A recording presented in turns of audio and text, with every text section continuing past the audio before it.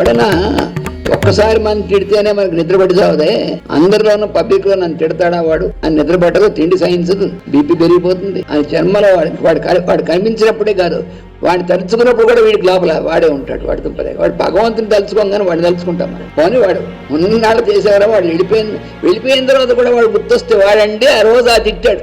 ఏమైనా బుద్ధి ఉందానికి అసలు? సంసారంలో సంసారం అనే సాగరంలో మునుగుతున్నాము అంటే అర్థం ఏంటంటే దీని అభిప్రాయాలతో మునిగిపోతూ ఉంటాం. ఎక్కడ తేలుతాం మనం? అందుకనే బాబోయ్ దీని నుంచి పైకి తెలుసురండి అని స్తోత్రాలు చేసినందుకు మా ప్రయత్నం చాలలేదు. అందుకని రోజు ఇది ఒక్కటి చదువుకోండి, ఈ పారాగ్రాఫ్ కనీసం అంత చదువుకోక్కలే.